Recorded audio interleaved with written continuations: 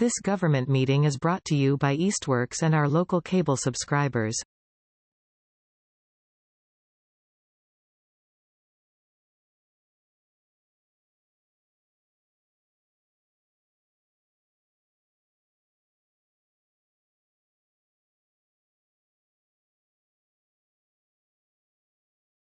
Welcome everybody to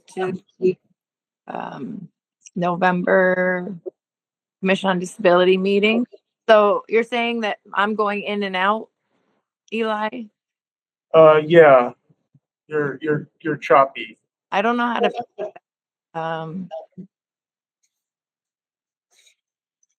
It might not be at your end. It might be something because Taryn sounded choppy too. Okay.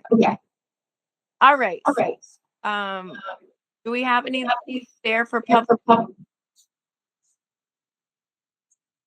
speak? No, Angelique, have you met Cyril? No. Hello. Hi. Cyril is new on the board. And it says I'm saying Cheryl, but I am not. I am saying Cyril. Oh, that's so. There we go. Welcome. Thank you. Yeah, they asked us process. Surprise. So Angelique is the chair. Great. Leila is vice chair, and I'm the clerk. Lovely to meet you all. And sorry, Angelique, I can't read any of the text that's trying to translate for you, and it's really choppy. So I apologize for missing pretty much everything you just said. But I look forward to meeting you more in depth. Yeah, me too. So do we have public speak? No one for public speak. Okay. Hello. Hello. Brian, we're gonna go over here. Who are we? Bruce? Brian had a meeting, so I brought Brian instead. Okay. Can I have Brian's last name? Cabana. Cabana. Yes.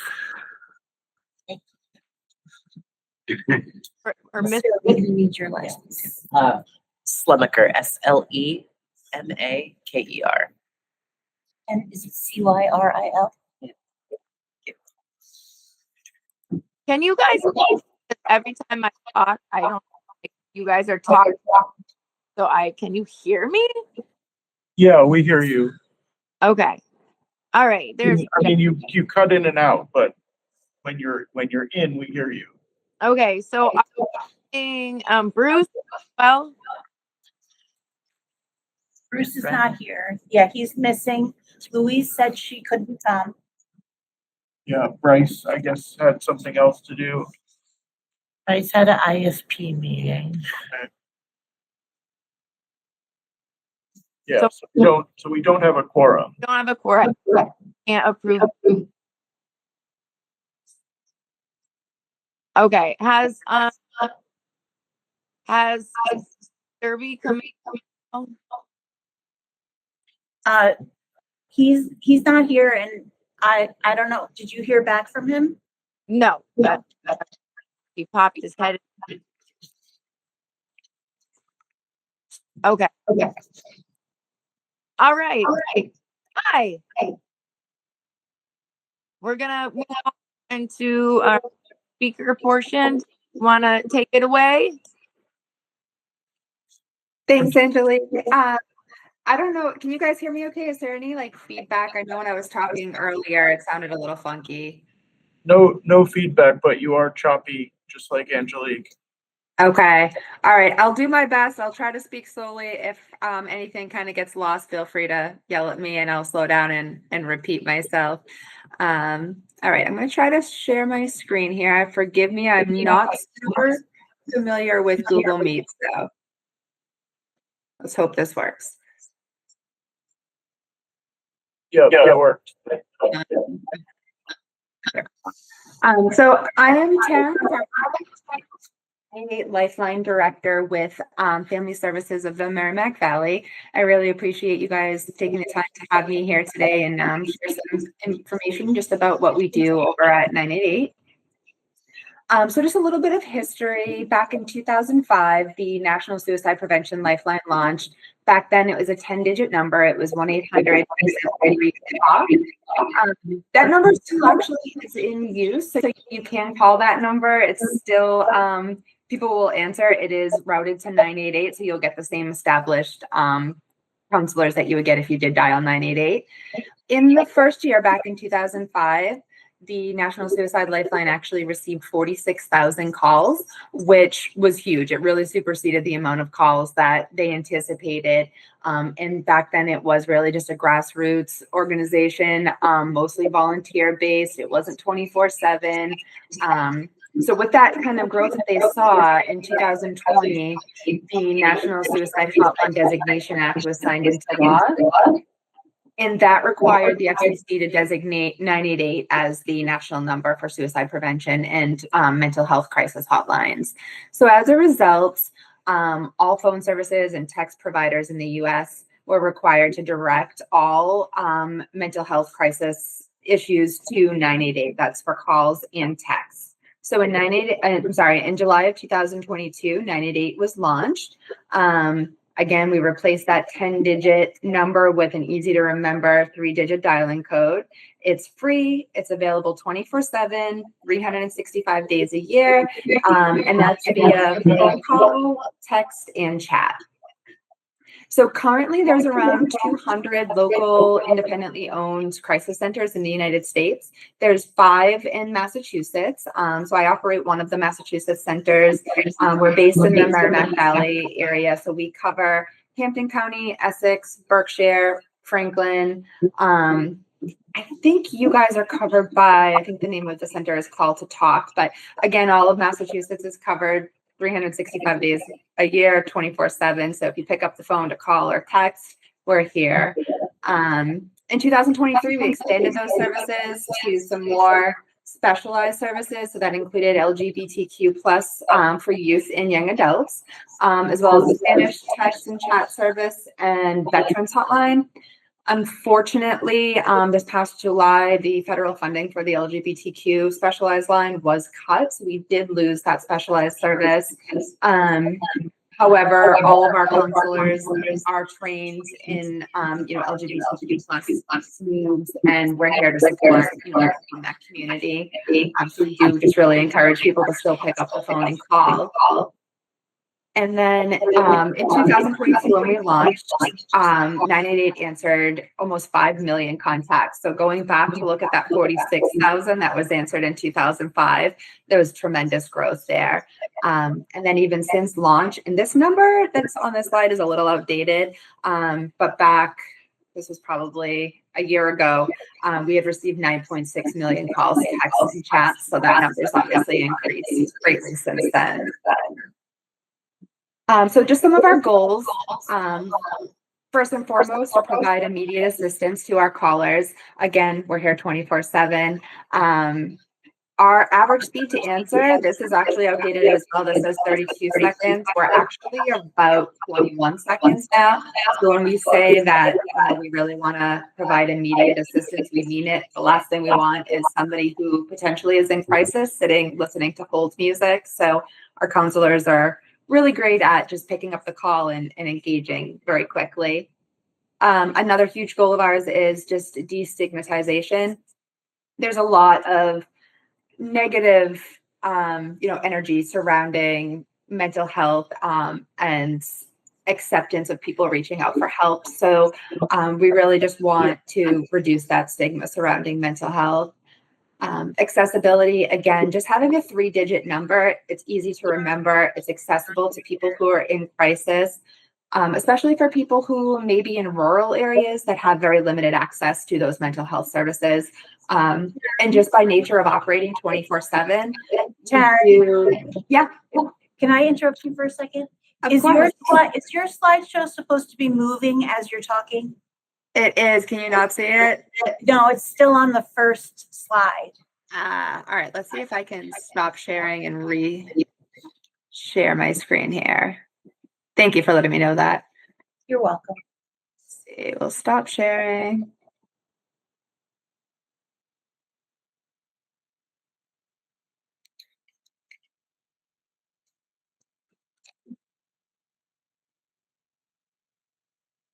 So it's still on the It's- first slide. It's still on the first slide. Yeah, I can see the other slides, the thumbnails on the left. Huh. It's not moving forward. Oh.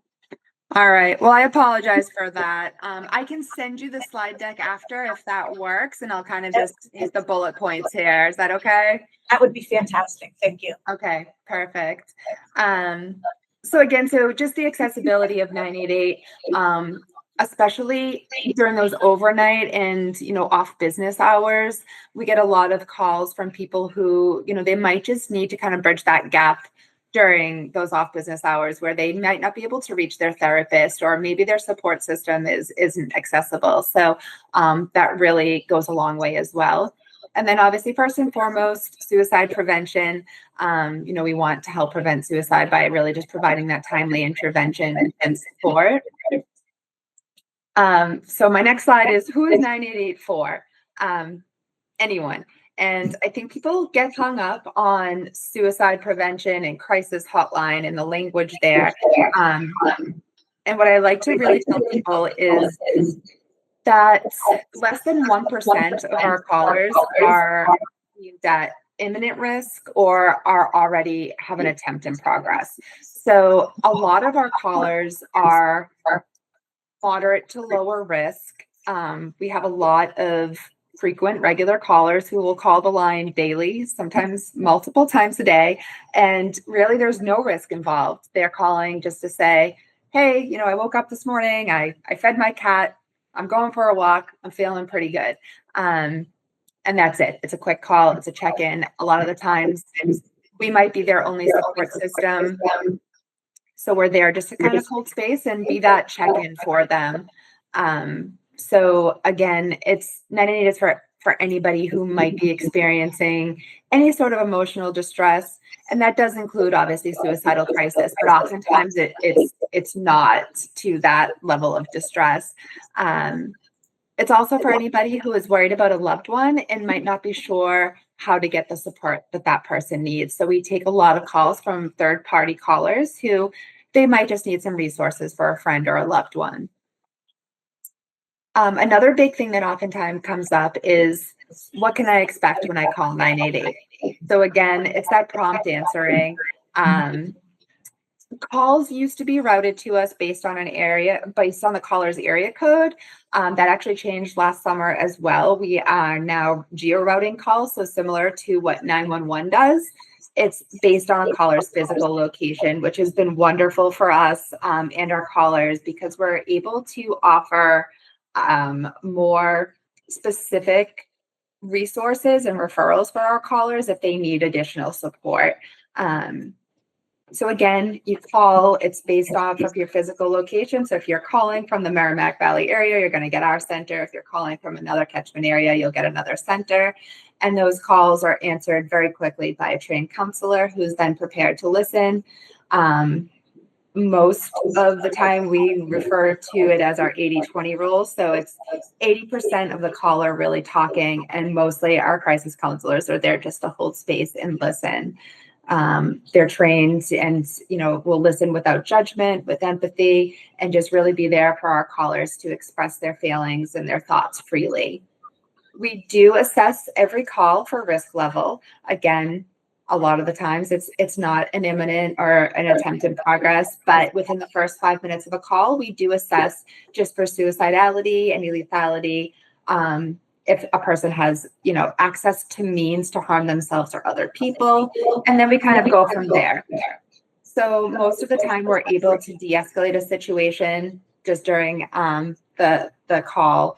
And I know I mentioned that 1% of our calls on average are imminent risk or higher, but actually less than 0.5%. So I think it's like 0.4 something percent of our calls actually require emergency service intervention, which we take pride in because our goal is always the least invasive intervention. So we're using safety plans, we're utilizing mobile crisis if warranted, referrals to community behavioral health centers, really any tools in our toolbox to be able to avoid engaging emergency services. I think a lot of people are afraid to reach out to crisis lines because they think if I pick up the phone and I call and I say, hey, I'm having these really scary thoughts, the police are going to show up at my door, and that's the last thing I want. It's the last thing we want as well. We've seen studies that show that engaging in emergency services or psychiatric hospitalizations often lead to further trauma. So it is our very last resort. It's less than 0.5% of our calls that we end up having to escalate to that extent. So information and referrals is another huge part of what we do. We have a huge database of resources that we're able to offer our callers. We work very closely with community agencies, again, the community behavioral health centers, the behavioral health helpline. We do have partnerships with emergency service dispatch as well. So in the event that we do have to dispatch emergency services, they're really keyed into what services we're offering in the population that we're serving and how to best respond to those people that might be, in some sort of emotional distress. We also offer follow-up support. So after the initial call, we will offer typically anybody who's deemed moderate risk or higher a follow-up call. And that's just someone reaching out a few hours or days later just to check in and say, hey, we spoke to you the other day. How are you doing? Can we offer any other services? And those calls, we've heard from many of our callers are really, they're a lifeline. A lot of people, it's the one thing that they're looking forward to and that they can count on. And it goes a long way just to really be supportive. My next slide here was utilizing resources and community partnerships, which I think I covered most of these already. Common misconceptions. So again, that 988 is only for suicide prevention. We focus on a lot of different areas, including anxiety, depression, substance abuse, and any other emotional distresses. People often worry about confidentiality, that calling 988 means sacrificing their privacy. However, we really prioritize confidentiality and privacy. We only share information when absolutely necessary. The only time I can think of is really if we did need to engage in an emergency service response. And even at that point, we're sharing, the minimal information, your name, your address, your phone number, and just kind of the nature of the risk.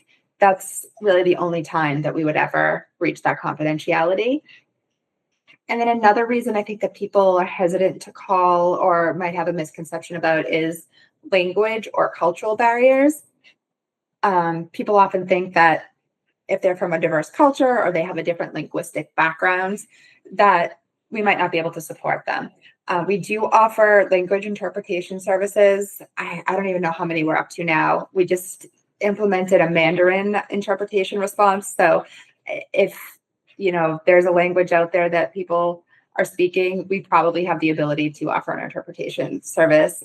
We offer culturally competent trainings as well as, support for our callers. We just want to make sure that we're really being inclusive and accessible to anybody that calls the line. So that's all I have. Does anybody have any questions? I have a question for you. Sure. I've heard of a warm line. That's different than 988? That is, and that's actually another common misconception. I should add that to my slide deck. A lot of people do kind of get us confused with warm lines. The difference between a warm line and 988 essentially is the amount of time we can designate to talk to folks. Because we are focused on suicide and crisis, we try to limit our calls to probably less than 15, 20 minutes a call, depending on the person's need, obviously. If there's a higher risk, we will take the time to de-escalate that. Whereas warm lines, They're often volunteer based. They have a lot less restrictions. It's usually lower risk, so they have the ability to stay on the phone a little bit longer. The one downside to warm lines that we've found is that they have limited operation hours. So I think in Massachusetts, there's a few warm lines, but none of them are 24/7. So during those like off hours, we'll often field calls for people who say, hey, I usually reach out to a warm line, but they're not available right now. And obviously we'll bridge that gap until they're able to talk to somebody over at a warm line. And so if it's an off hour and someone calls the warm line, does it just automatically get directed to 988? It doesn't. The warm lines are separately, like independently owned and operated, and they're not affiliated with us in any way, shape, or form.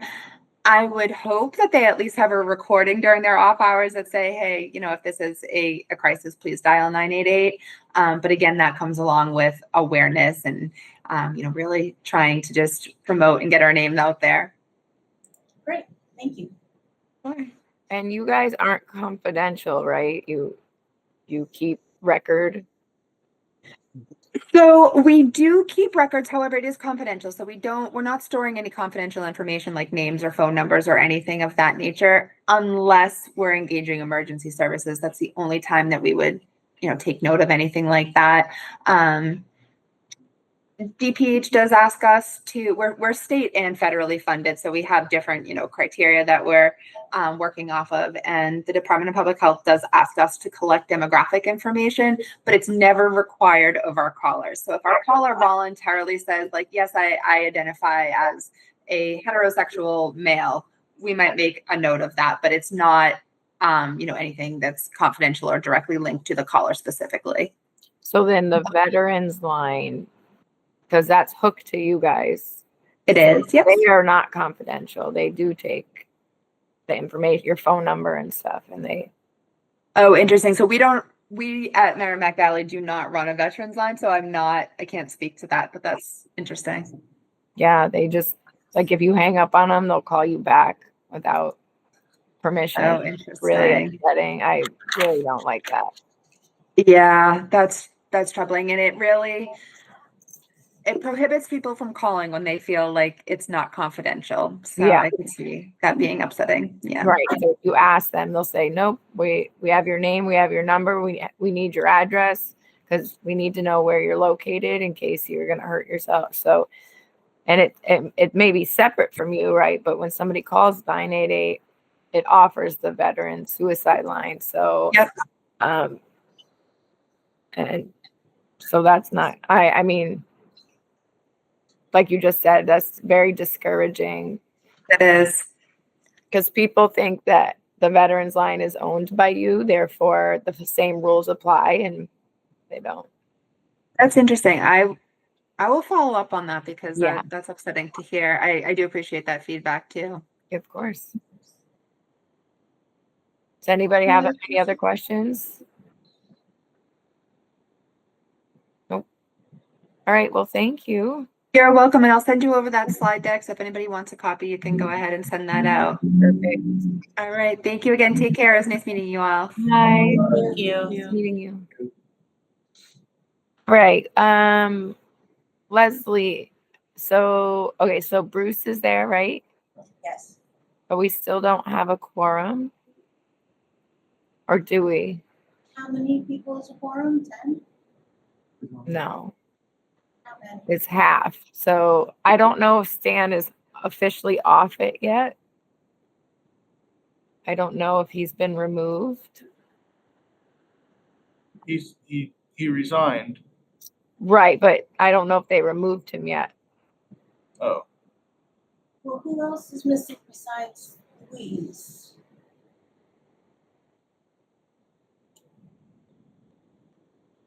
Maybe that's it. yeah, we have 5 now, so we do have a quorum. Okay. Or 6, actually, with Jeff, I didn't notice. Yeah. Yeah, so we do have a quorum now. Did Dylan mention, I know Maddie said that she wasn't coming, but did Dylan mention anything about not coming? No, Now we have Allison. Allison's gonna come instead of Dylan? I think so, right? Jeff, go ahead. Was just waving hi, make sure I Oh. was accounted for. Okay. Have a good job. Yeah, I think Allison said in the last meeting that she's gonna be Yeah. taking Dylan's place because he was standing in for Jeff Bag. Okay. All right. So before we continue, can our new member just introduce themselves? Yeah, sure. Hi, I'm Cyril. Joining here. Really appreciate it. Coming to this work from a social work background and some community service stuff. Former educator, current therapist. Happy to answer any questions you may have. Is there anything else that would be helpful to know? I don't think so. That was great. He, him. Okay. What's your name? Cyril. I like that. Thank you. Nice to meet you. Yeah, and this is Bruce Homestead, another member of, yeah. Nice to meet you, Bruce. And I'm Jennifer Sakalowski. I'm from Riverside Industries. I'm And Brian. brought Brian with Brian. me. Usually we have another member with us, but Not too West Street, it's not too far. nice. This the same town is right here. Yes, you do live in Easthampton, so that's good. Perfect. glad it wasn't a long journey. Yeah. Well, actually, right across the street. It's in Riverside, it's not too far. Nice. All right. So, yeah, Stan, for those that don't know, Stan said that he felt like he wanted to resign. I don't know if he officially has. I feel bad because he just stated that he felt like he had missed a couple meetings, so maybe he shouldn't be on it. So I encourage him to stay, but we'll see. So going down our list of topics, Leslie, Maddie made some copies. Is that, do you have those? Yes, Oh, Eli has them. Yes, I have them. It's the it's the disability ordinance accommodations list. Yeah, I just Do you wanna made take one and the pass it. corrections and edits that You want we me to just discussed take one for you? last time. Okay. So I asked Like that Maddie one to print for them Bruce. so that, but I should have also forwarded it to you, so that people can have it if they want. That's okay. Sorry about that. I'm just not sure what we're doing with it right now because we were supposed to be talking to Connie, the city councilor, Connie. I thought that we were supposed to bring it to the Chamber of Commerce and have them look it over. So is there anything we need to do in our full group like this with the list as of right now? I don't believe so. I just, last time when we went over it, there were some additions and Right. corrections. So I made those, and then just in case we needed it, I wanted to have it printed, but I wasn't sure if we did. Okay. All right. So do you wanna just quickly explain to Cyril what Go ahead. you want me to? Sure. Okay, so, and you too, Brian, because you weren't here. So, this is a disability ordinance that Angelique and Eli and Jeff have been working with the Chambers of Commerce for Easthampton and also the LGBT Chamber of Commerce. And what we're hoping is that they will distribute this checklist to member businesses so that when they put on events open to the public, that people will know what accommodations are available to them. And maybe even more importantly, who the contact person is at the place giving the event if they need to call and ask about accommodations. And so we're working on this checklist. And Angelique is going to bring it to Connie Denham, who's a counselor at large. Is that right? Is that I believe counselor at so. large? Yeah. To help bring it to the chamber. Okay. So that, it's in service of supporting people with disabilities going to being able to attend events. And so this is just for events. I think, yes, right? Or is it for everything? I think it's mainly for events. It should be for everyday use as well. Oh, okay. Cool. Yes. Okay. All right. So going forward, once we get that rolling, we'll have to create a subcommittee. So if people are interested in being on that subcommittee, as we work with the Chamber of Commerce, as we work with the businesses that are in Easthampton. So that's a little side project. The next thing on the list is our resource list. So I emailed it out to some of you a month or two ago. We had a project at one point where we made a resource list of all anything that had to do with disabilities. It was made many, many moons ago. So I think we need to have a subcommittee meeting to update that list, to go over it, to make sure everything's updated. Maybe some companies change their number or close down. And so the resource list would be a meeting at some point. What I would do is send an email out and say, hey, does anyone want to help make sure this resource list is up to date? Because that is on our, not our website, the city's website. It's on the city's website, the resource list. So we need to fix that. We're going to skip over the primer for a minute. And we're going to go down to the community survey subcommittee. So Eli, do you want to explain what that was? Sure, although there is, we don't have a survey subcommittee right now. No, but what happened in the past? Yeah, but okay, yeah, so I think it was in 2020,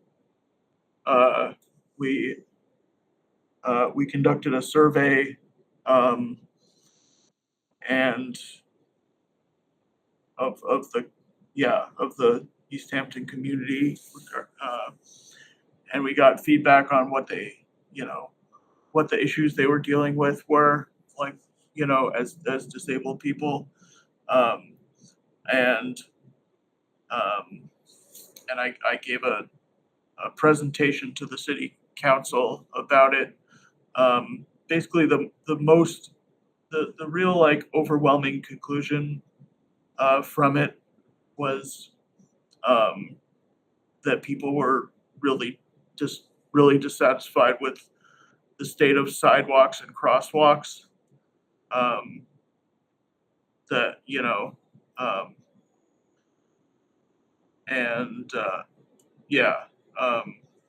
Is there anything, something else I should say? No, so we're going to be redoing the survey, updating it at some point here. So that will be another subcommittee going forward, adding different questions, find out more poignant information about Easthampton.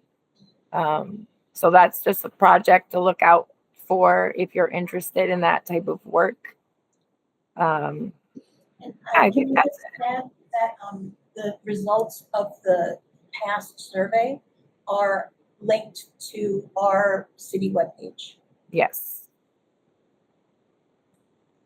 So normally I'd be asking Stan about current events, but like I said, I'm not sure that he's going to be coming back, so we'll see. So instead, what should be there is Leslie can do the update on our Facebook page and email account. So, I am in charge of checking our email because we have cod@easthamptongov. Or Easthampton. EasthamptonNA.gov. Thank you. That email comes, I check it. And, I also, along with Angelique, help run our Facebook page, which is Commission on Disability, Easthampton 01027, I think. I think so, yeah. So I have nothing to report. All that said, there hasn't been anything going on. Mostly what we get in the email are notices from town hall. City hall, Okay. yes. All right. So next is recruiting new members. I think we have 5 openings, I believe. And we haven't really done any work in a long time. And as far as recruiting new members, over the winter, I mean, can you guys brainstorm ways in which we could recruit members? I mean, there's the indoor farmers market, but if that requires us to sit there all day, that could be difficult. I don't know if that's a requirement. Do you know, Eli? I mean, I don't think you're required, but I don't know. I mean, basically it's a favor from the organizer that when we did it before, it was a favor from the organizer that we got that space. And if we weren't there the whole time, I don't know how Right. they would see that. Well, they would. I mean, who is the organizer? At this point, I don't know. It Okay. was, yeah. Because they would have to understand that folks that are disabled can't sit there all day sometimes. So maybe I could talk to them. Can you guys think of other ways that we could recruit? Well, so if I can speak for you for a moment, Sure. Cyril. Go I ahead. asked Cyril how he found us. And he actually actively looked to see how to participate. Because I was hoping he was gonna say, oh, I saw something. And it made me want, but I Wow. mean, better for us that he was so motivated to come here, but it doesn't give us any leads on how to get people in. To add on to that, it was actually really hard to find out how to join this. Yeah. I have a friend who actually works in city government that was really helpful in navigating the process, but otherwise, like, the step from being a random person to joining the committee and like realizing where to find like the information about the committee and even how to be a part of it is quite difficult. And I think some of that is like the city website is hard to navigate and follow Yeah. in general, and that the process is pretty opaque. So I'm so sorry that happened. yeah. Oh, it is what it is. How did you initially try to look to, like, where were you thinking you would find it first? Oh, I literally just Googled like Easthampton disability. Easthampton disability, and then the website came up, and kind of trying to like navigate through that, and I was like, it's hard to find, I'll look again. Like and then somehow I found a list of like no, that's what it was. I found a list of open vacancies on committees for the Easthampton city government. And I saw that there was openings here, and I was like, oh great, I should look into that. And that became like the path of which I kind of kept looking. Jeff, you want to say something? Are we making, I mean, are we making a point to just post monthly or I think we should make a point to post monthly in the Easthampton group page, just be like, reminder that we have 5, X amount of openings. You can find we meet this time. You can find an application here. Here's our Facebook page. Yeah. Here's, Hasn't been done monthly, no, probably every 2 or 3 months, but Yeah, we Should could. probably be monthly because I think the repetition will at least, you know, the more it's repeated, the more likely it's it'll be brought up in a conversation. Someone will say something and another person will be like, oh, have you checked blah blah blah? Have you checked the Council of Disability? They post once in a while on the page, and then word of mouth will kind of take you know word of mouth will kind of do a bit, I think. Right. So um me and Leslie can figure that out then.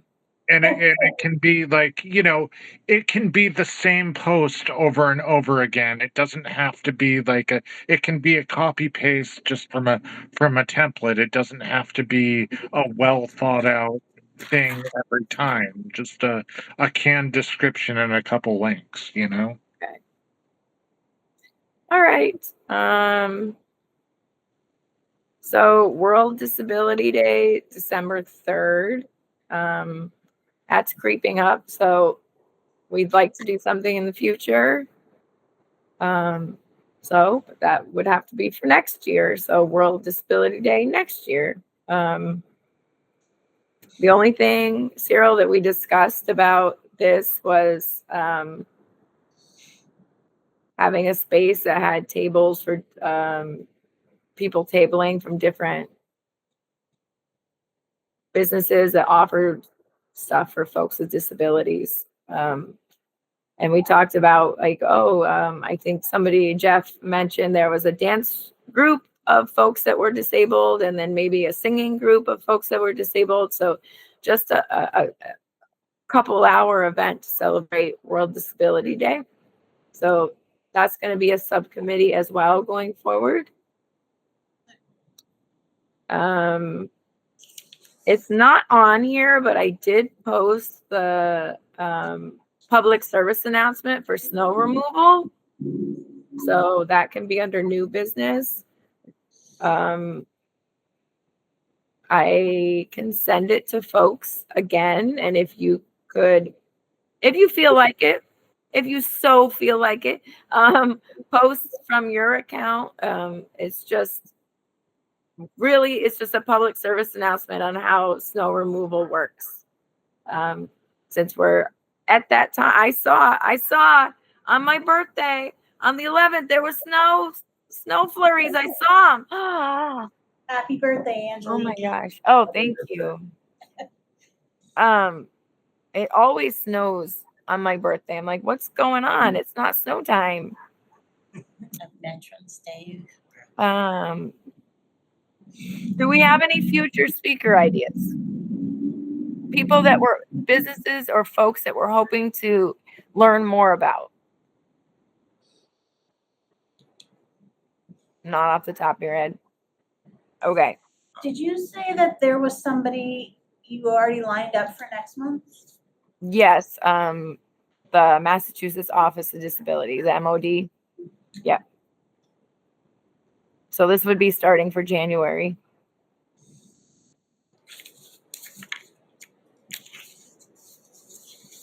So the last thing on here is going back to the primer, the business primer.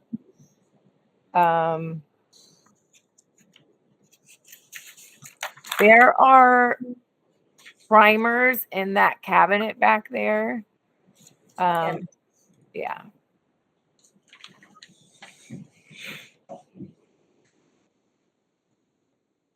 As we were writing down ideas on what we wanted to add. Oh, in the upper cabinets? Yeah, to the left, on the bottom left. Oh, the bottom left. No.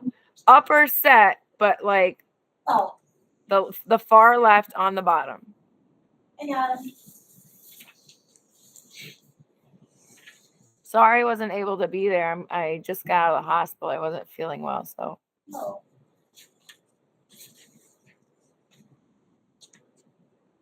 I only have one. That's okay. Can you give it to Cyril? Yeah. Yeah, Oh, I you saw have this one? one, so I can Great. share with Brian.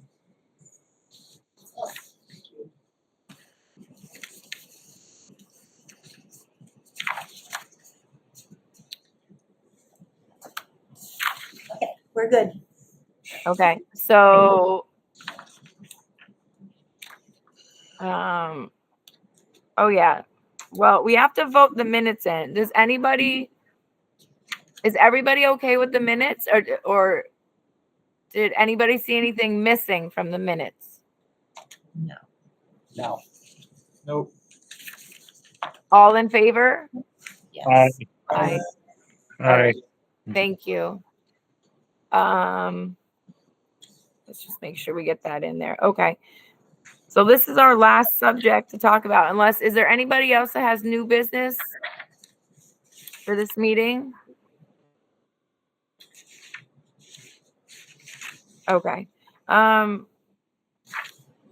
So the primer, this is our last, did you have, I think we had in the minutes what we wanted to add to the primer, correct? Yes, we were Okay. talking about adding more accommodations for intellectual and developmental disabilities, because the primer is mostly focused on physical disabilities. Physical, yep.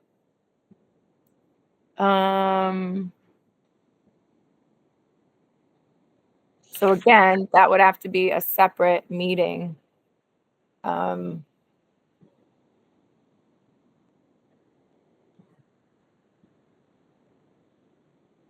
Is there something specific when I feel like we named something specific at the time.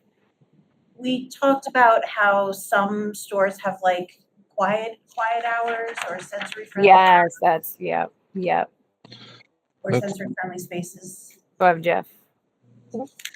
Would that be intellectual disability or would that be autism? I mean, it could be both, but I wouldn't. Right. I wouldn't just- The way that, well, because I do this for work, the way we refer to it at ServiceNet is intellectual and developmentally intellectual and developmental disability and or autism. That's what we say. Okay. Do you think that sounds okay? Yeah, I mean, I would probably separate the two, but I mean, it doesn't. I could see some autistic individuals getting, I don't know, They don't not like to liking the I idea don't of being lumped tie in. it to disability. And which I totally understand and respect. The trouble we were running into is that if we said just or autism, that excludes people who have both an intellectual disability and autism. We want to be as respectful as possible. Yeah. So if you guys think there's a better way to say it, I'm totally open to that. We could call it neurodevelopmental disability. So intellectual, developmental, and neurodevelopmental? Sure. Neurodevelopmental. Yeah, that actually covers all forms of autism. It's never good. Intellectual disability is sometimes mistaken for undiagnosed autistic abilities or behaviors. Whatever you want. Bruce, can you speak up? Because I could barely hear you. Yeah, I do that on purpose. Then. Oh. I'm sorry. I'm because we have this in my family. Okay, so the struggle is someone, and this happens in other situations as well. Someone who's sort of trapped in their mind because they can't speak, for instance. Okay, so you have a nonverbal person who's labeled as autistic. Okay, they can be behind that mask super intelligent, but even communicate. So, yeah, go ahead, Joe. I'm sorry. I'm sorry. I was thinking out loud. I didn't mean to cut you off. I had another thought. Instead of saying it's an accommodation for XYZ, can we just call it a sensory accommodation? Instead of, because we don't like when we talk about accommodations for wheelchairs, we don't list every single disability that one might have to necessitate a wheelchair. This is an accommodation for a mobility impairment. I think, when I was saying that, it was more like for our internal reference, like Oh, the current primer is mostly talking about physical disabilities, but I feel like we should add things for IDD. oh, But, okay, not that we would in the primer say this is for this and this is for okay, this. fair, fair. okay. It's just that that's the kind of group of accommodations I felt was missing. Yeah. You can say, for instance, or an example, so you don't have to, this is not inclusive or whatever the right word is, so that there are plenty of other things that can fit into the needs, so to speak. Language is tough. And Yes. if you put a comma in the wrong place, it can completely change the meaning and, all that kind of nonsense. Yeah, and of course, I always want to be as respectful as I possibly can. It's just that what seems respectful to some people sometimes feels disrespectful to other changes so people. often. Yeah, it's hard to keep up. I mean, it's worth it, but it's hard to keep up. That's why you write something and the next day you hit the button.